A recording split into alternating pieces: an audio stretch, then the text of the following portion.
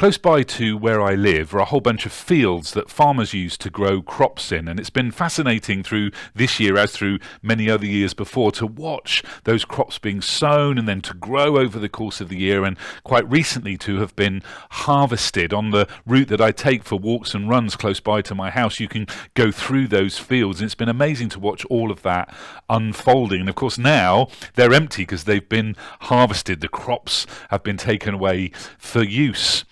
Now, one of the things that happens sometimes in churches around about this time of year is a kind of celebration of harvest. And over the years, we've done something very similar to those celebrations here at ABC. Now, last year, we tried something a little bit different. The idea of the harvest celebrations are to thank God for his generosity and to use that as motivation to be generous to others. And yet last year, we thought, well, instead of just a one-off Sunday about that, let's do a series. Let's do a series about generosity. Let's do a series about how we can be rich in generosity towards others. And it was so successful that we're doing it again this year, starting this coming Sunday. You see, we think, and we think this because we think this is what God thinks, that being rich isn't about wealth or material possessions or fame or celebrity or anything like that. We think being rich is about way more than that. It's about being rich in friendships, in doing good, in making a difference. And one of Jesus' first followers, Paul, who writes for us in the New Testament part of the Bible, talks about being rich in generosity and good deeds. Not being financially rich, but being rich in generosity and good deeds. And we want to take that principle over these next 3 weeks on a campaign we're calling Be Rich in Generosity and Good Deeds, and think together about how we can do that. Now, this whole campaign comes in a number of different forms. First of all, on Sundays, across the next 3 weeks, we're going to be thinking about this in our Sunday services. And we've got 3 messages entitled Give, Serve, Love. 3 key ways we can be generous towards others. We're going to encourage practical responses of generosity, both here in our local community and overseas as well. This coming Saturday, we've got our Be Rich drive-through, and that's going to take place here in our car park in the morning and across lunchtime, and you can come and bring things, generously bring things that local community activities and initiatives in our town to bless those in need are really in need of. Now, I don't want to go into all the details here. All the details are on our website, on our social media feeds of all the different things that you can bring, but that's one part of how we can respond in giving to this campaign.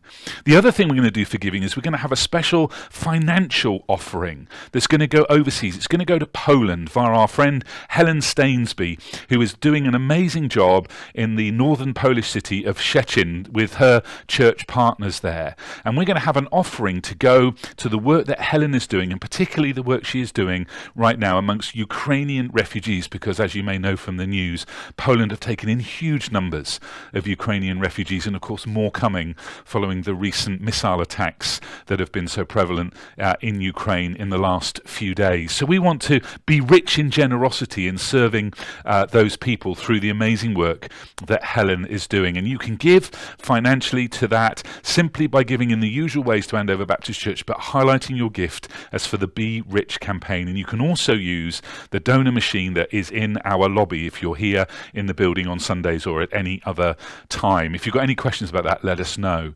So that's how we can respond in giving generously during this campaign. In terms of serving, we also want to encourage people to step up into serving in our local community as well. And of course, there's all sorts of ways we can do that. And here's some particularly that we recommend. The local food bank in Andover is a great organisation to volunteer with. We have a partnership with an organisation called Frontline who do debt advice for people. And that's another great organisation. There's the Embrace ministry that we have as a church that helps and supports women who have had to leave home from abuse abusive situations.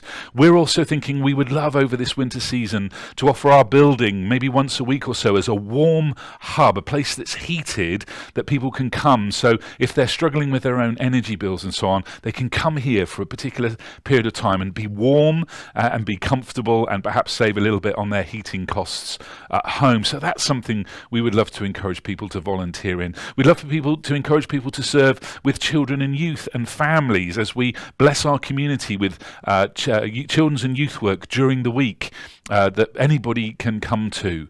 So all sorts of ways we're going to encourage one another to serve in our local community. And last, to love. We're going to encourage one another to grow in the habit of invitation as we share the good news of God with other people.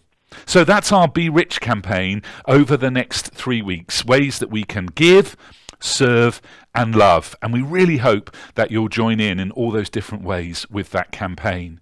Now, I know that it's tough right now. I know that there's a cost of living crisis going on, and I know that many of us are feeling squeezed and busy and having to work really hard to meet all the costs of living and all that kind of stuff.